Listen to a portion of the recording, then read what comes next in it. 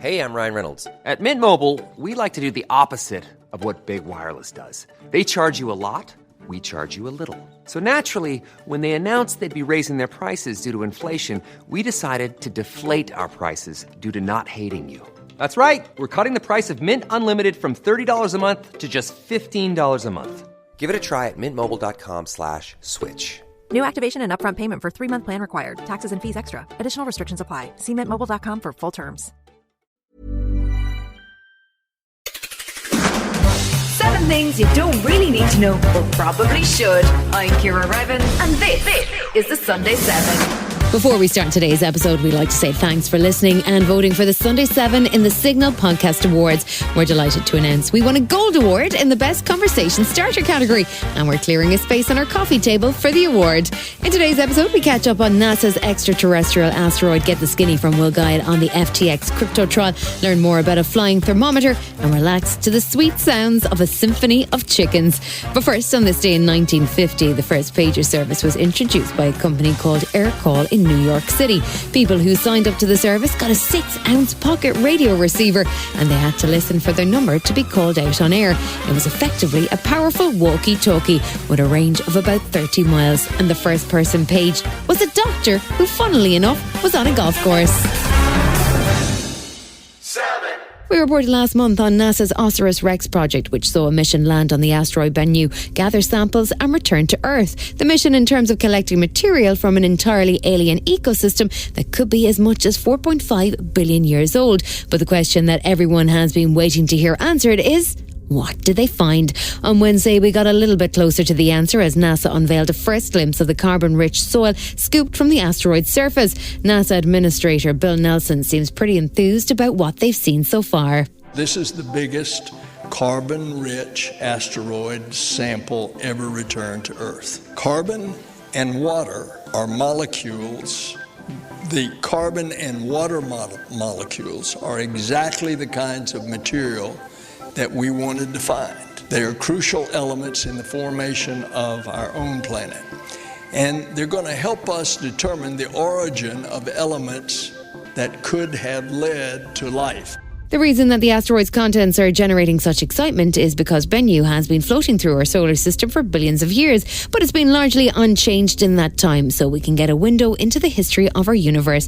Dr. Jennifer Millard is the host of the Awesome Astronomy podcast, and she says asteroids are hugely important in understanding the history of planet Earth too. One of our theories is that asteroids like Bennu impacted Earth somewhere between 4.5 and 4 billion years ago and brought the water and all of the scaffolding needed for life to our planet. And the fact that we are finding clay-rich materials which are absolutely embedded with water, and we're finding lots of carbon, that's exactly what we were hoping for. So this is just so incredibly exciting. This wasn't the first mission to an asteroid. The Japanese space program has done so twice before in 2010 and 2020. But this is the largest sample gathered at around 250 grams. It's much more than scientists had hoped for. Now samples are being sent around the world for analysis to 60 different labs, including the Natural History Museum in London.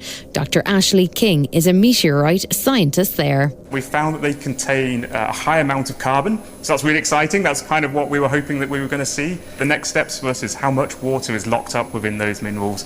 What's the composition of that water? Does it match what we see here on the Earth? That's kind of the smoking gun for us, is to look for the kind of water reservoirs in the solar system that match what we have here on the Earth's ocean.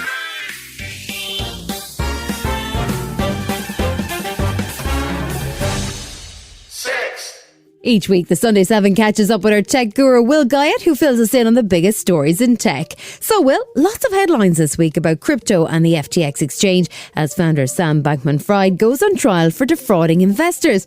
Tell us what we need to know about crypto. Well, cryptocurrencies, they exist virtually. They aren't linked to banks or governments or states, and that means they're really volatile as a result. Some people really truly believe they're going to replace the existing financial framework, but others point out that criminals and even dictators love them, and it's an easier way to transfer money out of your country or secure illicit donations. What role does an exchange play? Well, a cryptocurrency exchange works like a stock exchange. That means if you're investing in this, it helps you to buy or sell in these digital currencies. And the difference is stock exchanges don't typically collapse. That's the problem. Or they don't have the boss creating a secret backdoor to siphon money out of the exchange, which has certainly happened with FTX. What went wrong for Sam and FTX? Well, it's an incredible fall from grace for Sam. His business was worth $21 billion, and then the next week it was effectively worth nothing. They were investing money to promote themselves, sponsoring football stadiums, and this mismanagement meant that when people started withdrawing money heavily and transferring money out of his exchange, they just couldn't keep up with the payments. What does that mean? I shouldn't let Nan buy Bitcoin? Listen, if your Nan doesn't mind losing it all, let her pile in. But one look at my bank account would tell you I'm not the financial wizard. These fluctuations of 30 to 45% value in a day don't hurt so bad when you spent 30 quid. But if your Nan's put her entire life savings into there, she'd better have some heart pills too. Tell me a bit more about the rise of NFTs in football. Right, so NFTs went bonkers at one point. Everybody was convinced this was the future of creativity. And they're similar to crypto in that they were massively overhyped and then collapsed. These tokens have existed in football. They were called fan tokens. Fans were encouraged to back their clubs and buy basically a cryptocurrency at around about 25 pence a coin, with claims that they were going to get ability to control stuff at football clubs. Today they're worth as little as 3p each, and effectively, in terms of controlling stuff at the clubs, they're effectively choosing a playlist ahead of games for the music in the stadium. There is no fan control. It was all a big ruse. What did the Committee of Culture, Media and Sport have to say about that? The Culture, Media and Sport Committee have been really clear to come out and say that football clubs were just profiteering on the back of an opportunity where people were interested in NFTs and their loyalty to football clubs, and they've said it was a really bad thing and fans have suffered. Still to come on the Sunday 7, we hear about a remarkable flying thermometer and a symphony for chickens.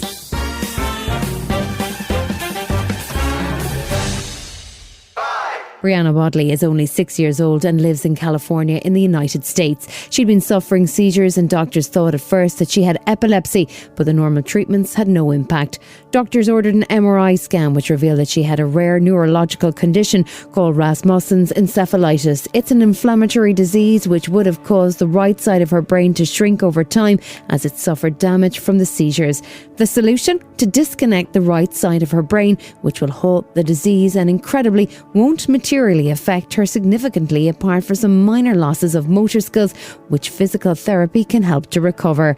Dr. Aaron Robison is a pediatric neurosurgeon at Loma University and carried out the procedure. Just disconnecting the inflamed brain tissue, not even removing it, just disconnecting it is enough to stop the disease completely and essentially potentially cure it. Disconnecting one half of the brain is a very meticulous task. Instead of cutting through the brain, you actually use this natural opening in the brain called the Sylvian fissure. That enables you to look through the Sylvian fissure and cut away the white matter from the thalamus, and we can see across, and we can also disconnect the corpus callosum from the other side of the brain. The recovery is, particularly someone who's as young as Brianna, is pretty remarkable. I'd expect within a month or so she'll be walking. I had to reassure Mom that Brianna would still be exactly the same person even after disconnecting half her brain, and it's true. It doesn't change your personality.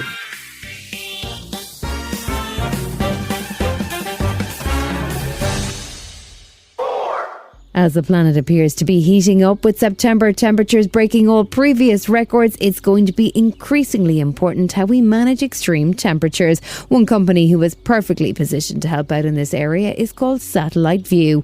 They've developed a satellite-based system that can map the heat of urban areas to a high resolution, which means they can zero in on buildings or car parks or streets that are particularly heat inefficient. That will allow authorities to take remedial action and protect locals from additional heat stress. Chief Executive and founder Anthony Baker explained to Sky how it all works. We've launched the highest resolution imagery in the world. We have a satellite with an infrared camera on board, and we can detect the heat emissions from any building on the planet, including the wildfires and also urban heat islands, which cause a lot of heat stress to populations. What we can point out is precisely which car parks are causing that heat, which roofs might be causing that heat, so you can go and plant trees around to reduce the temperature, to paint the roofs white, so we can take actionable insights to fix some of these problems. Still to come on the Sunday 7, we find out the latest on hydrogen cars and tune up for a symphony composed for chickens. Right after this. The Louisiana Swamplands. Out here, you're either lunch or you're enjoying it. Make sure you end up on top with the all-powerful lineup of Kia SUVs, like the Telluride, Sportage, and Sorento, equipped with available all-wheel drive, higher ground clearance, and the interior capacity to bring everything you need, so you'll always remain more than a gator's length ahead. Visit your local Kia dealer today to find your next adventure in our ever-capable lineup of SUVs. Kia, movement that inspires. Call 800-3334-KIA for details. Always drive safely. Welcome back.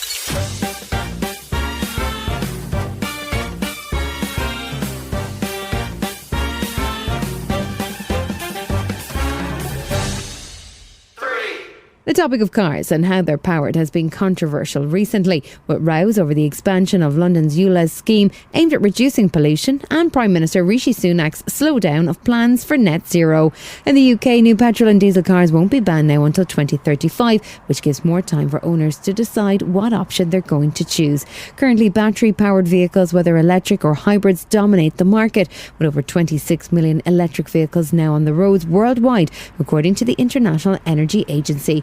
But car batteries tend to use lithium, which has environmental impact too, so a new option is coming into play: hydrogen. One of the companies trialling hydrogen-powered vehicles is BMW. A hydrogen-powered car just produces water as an emission. Managing Director of BMW Middle East is Hamid Haqparwa, and he explained to CNN the benefits of hydrogen power. So the way you charge it is basically you fuel it. You fuel it with hydrogen, and it takes 2 to 3 minutes to fuel the car. The beauty is that only water comes out of the tailpipe. It's zero emission. So right now, the costs are high. This is a test pilot or a vehicle that we have. But with mass adoption, obviously the economies of scale will go down. How quickly do you think that could happen? What's the timeline before we see mass adoption? What we showcase here is the capabilities of hydrogen being deployed on a vehicle that you and I can drive. What we see is with the deployment of infrastructure, we foresee that by the end of this decade, we would be ready to have hydrogen vehicles in serious production.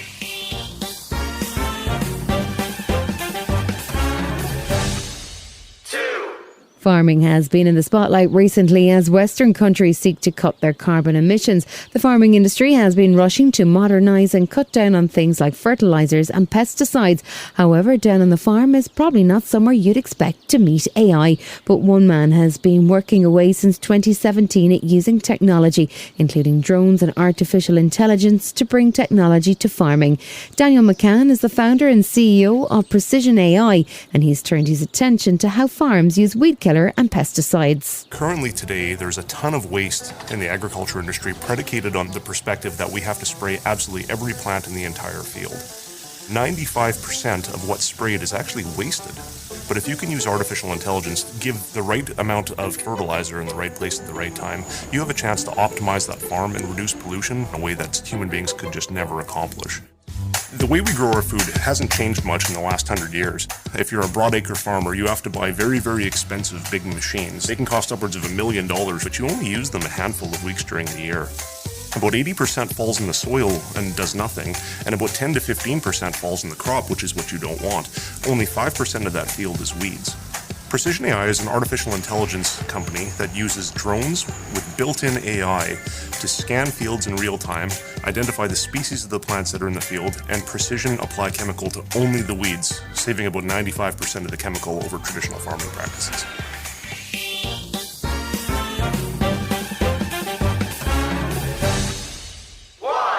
We're staying on the farm for today's final story, but we're moving to New Zealand.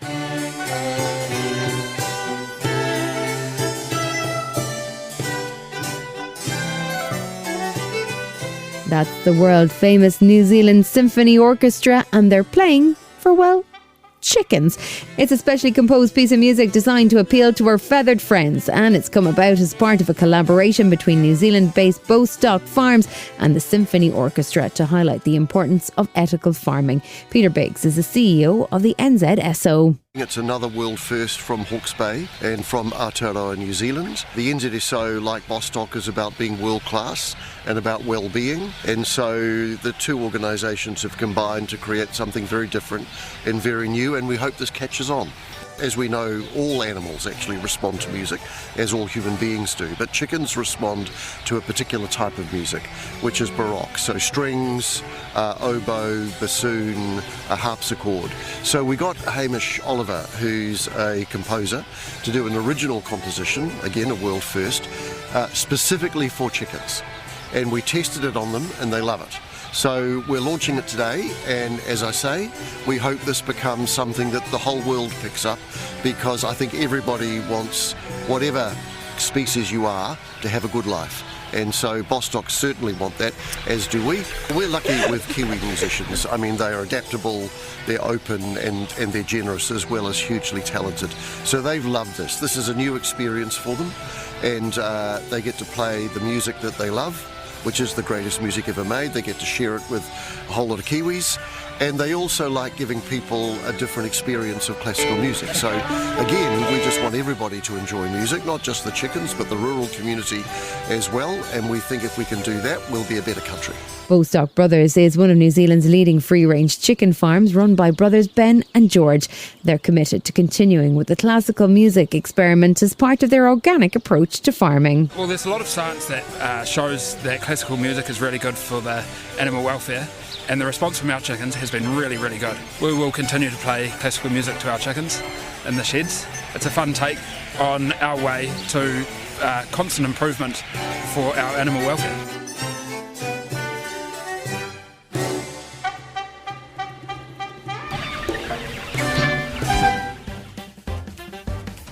This has been the Sunday 7.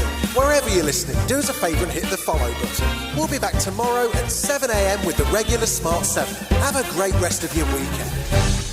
Written, produced and published by Daft Dog.